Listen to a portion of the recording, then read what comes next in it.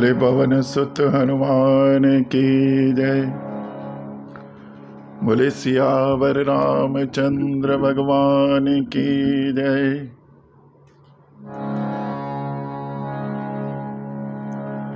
शंकर सुवन केसरी नंदन तेज प्रताप महाजगवंदन।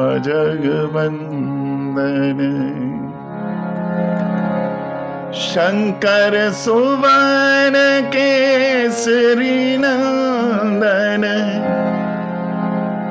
तेज प्रताप महाजगवंदन।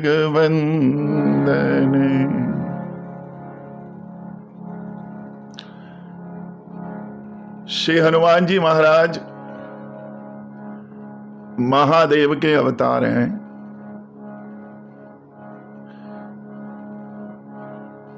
भगवान विष्णु और भगवान शिव में परस्पर आराध्य भाव है। विष्णु जी भगवान शंकर की सेवा करना चाहते थे और भगवान शंकर भगवान विष्णु की सेवा करना चाहते थे, लेकिन दोनों क्योंकि परस्पर एक दूसरे को इष्ट मानते हैं तो ये इच्छा पूर्ण हुई आकर राम अवतार में। भगवान विष्णु ने राम का अवतार लिया और महादेव बनकर आ गए महावीर। श्री हनुमान जी केवल जगबंदन नहीं, महाजगबंदन है। जब महादेव अवतार लेकर आए तो महाशब्द यहां भी उनके साथ जुड़ा रहा। जगत के लिए वंदनीय तो भगवान है, प्रभु राम है, लेकिन गोस्वामी कहते हैं हनुमान जी महाजगबंदन, क्योंकि पहली बात तो शंकर जी महादेव और हनुमान जी महावीर। महादेव ने जब जन्म लिया तो महावीर बनकर आए।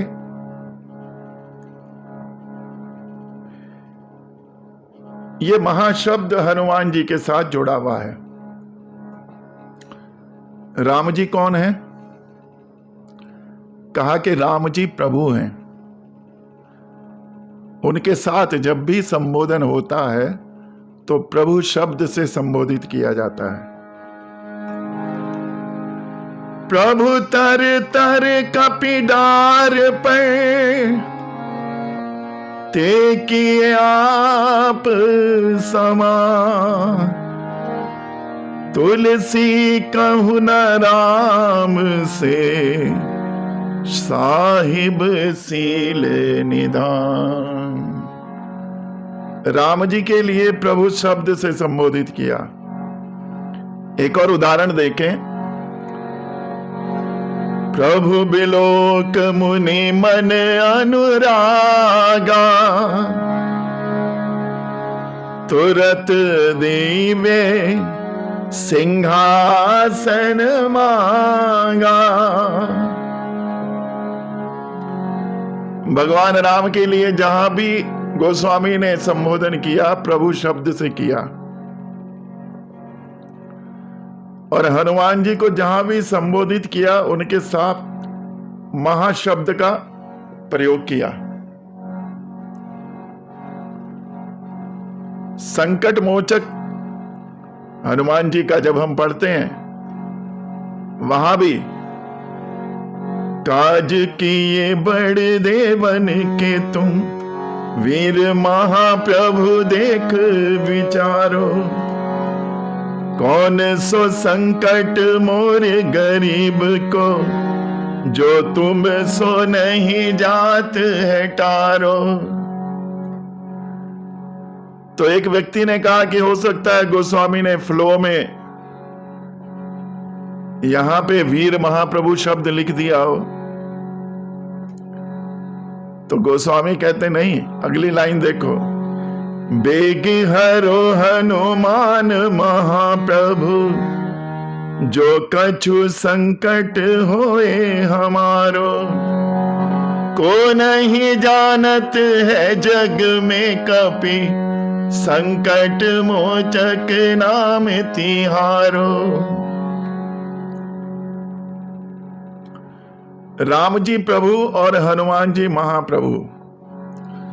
राम जी वीर और हनुमान जी महावीर। राम जी के लिए वीर शब्द का प्रयोग किया गया। हा जग एक वीर रघुराया, के ही अपराध बिसार हुदाया।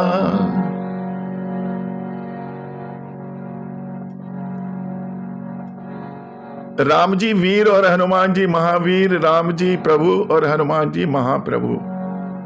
महावीर विक्रम बजरंगी। इसलिए राम जी को जगबंदन और हनुमान जी को महाजगबंदन गोस्वामी ने कहा। आगे बड़ी सुंदर बात लिखी, विद्यावान गुणी अति चातुर, राम काज करबे को आतुर। कहा कि हनुमान जी महाराज विद्यावान हैं और चतुर भी हैं। देखिए, विद्या हो लेकिन उसका उपयोग यदि हमें नहीं आता है तो कई बार घातक सिद्ध हो सकता है। एक छोटी सी कहानी है कि काशी से 3 विद्वान पढ़कर आए और तीनों ने संजीवनी विद्या को सीखा था। संजीवनी विद्या से अभिप्राय है मरे हुए व्यक्ति या जानवर को जीवित कर देना। तो तीनों विद्वान चले जा रहे थे, जंगल से होकर गुजरे तो एक पेड़ के नीचे विश्राम के लिए रुके तो देखा कि एक शेर मृत अवस्था में पड़ा है। तीनों ने परस्पर विचार किया। एक ने कहा कि मैं इसमें प्राण डाल सकता हूं।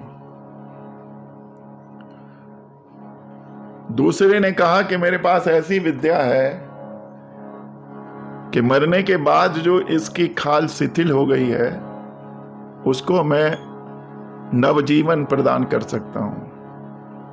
और तीसरे ने कहा कि इसके अंदर का जो मांस और हड्डियां हैं मैं अपनी विद्या से उसको पूर्ववत कर सकता हूं। तीनों ने अपनी विद्या का प्रयोग किया। शेर जीवित हुआ और तीनों को मारकर खा गया।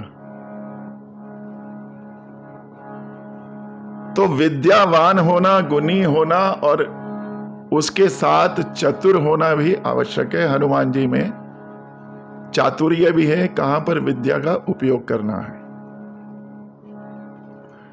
विद्वान और विद्यावान में जमीन आसमान का अंतर है। विद्वान का अर्थ है हाईली क्वालिफाइड और विद्यावान का अर्थ है वेल क्वालिफाइड।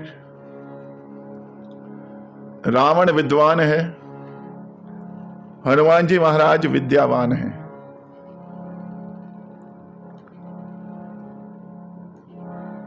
रावण में बौद्धिक क्षमता कूट कूट कर भरी है। 4 वेद 6 शास्त्रों का ज्ञाता है, इसलिए 10 सिर वाला कहलाता है। 4 वेद 6 शास्त्र। लेकिन विडंबना क्या है? सीता माता का हरण कर लाया। और सीता माता कौन है?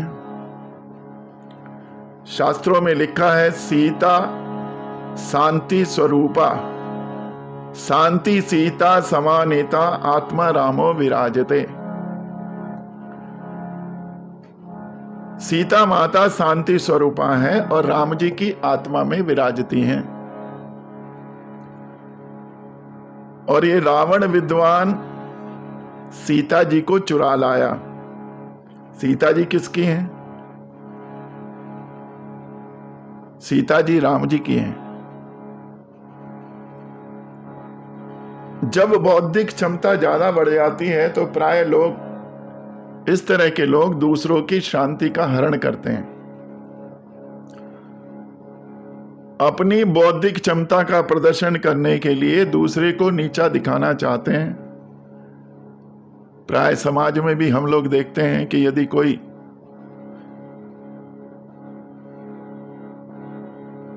कम बौद्धिक क्षमता वाला व्यक्ति कहीं पर कोई मंत्र जाप कर रहा है और ज्यादा पढ़ा लिखा व्यक्ति वहां पर आ जाता है तो तुरंत उसको टोक देता है, अरे क्या कर रहे हो? गलत सलत पढ़ने से तो अच्छा है कि तुम इसे नहीं पढ़ो, और ऐसे नहीं ऐसे पढ़ना है। तो बताओ, ऐसे में जो कम बौद्धिक क्षमता वाला व्यक्ति है उसकी शांति तो गायब हो गई। वो इसी विचार में लग जाएगा कि मैंने जो किया उसका फल मिलेगा कि नहीं मिलेगा। तो ज्यादा बौद्धिक क्षमता वाले व्यक्ति दूसरे की शांति का हरण करते हैं, और वो भी वेश बदलकर, साधु का वेश रखकर। और समाज में लगता है कि जैसे ये समाज के हित की बात कर रहे हैं, लेकिन वास्तव में हित नहीं, अहित होता है। दूसरों को नीचा दिखाना दूसरे की शांति का हरण करना है। विद्वता का अभिमान दूसरों की शांति का हरण कर लेता है। दूसरी तरफ हनुमान जी महाराज विद्यावान हैं। हनुमान जी गए सीता माता की खोज करने, और सीता माता की खोज करके राम जी से मिलवा दिया। जहां विद्वान दूसरे की शांति का हरण कर लेता है, वहीं विद्यावान दूसरे की खोई हुई शांति को ढूंढ कर लाकर जिसकी है उससे मिलवा देता है। यह विद्यावान है। इसलिए गोस्वामी कहते हैं कि रावण विद्वान है और हनुमान जी विद्यावान हैं। अगली लाइन में गोस्वामी कहते हैं,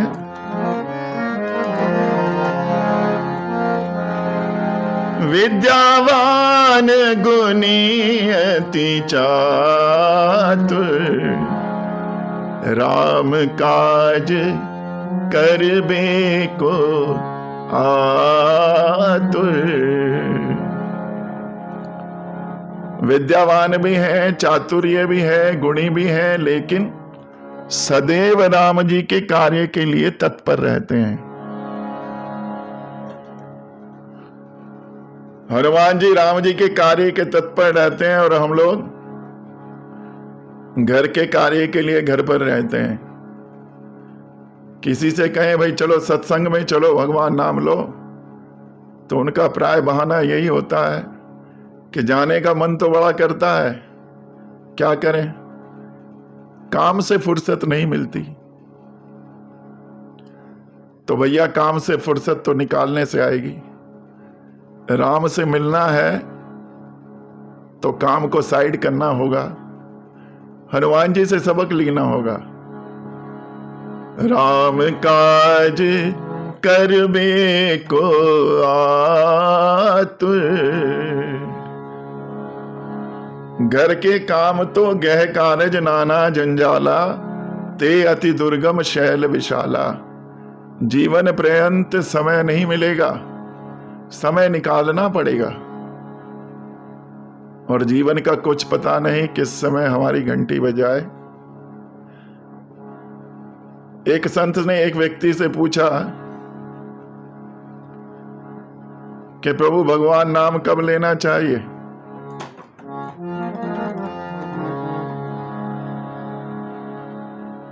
तो व्यक्ति ने कहा प्रभु आप बताओ कब लेना चाहिए, मेरे पास तो समय का अभाव रहता है। तो संत ने कहा कि ऐसा करना, मरने से 5 मिनट पहले भगवान नाम शुरू कर देना।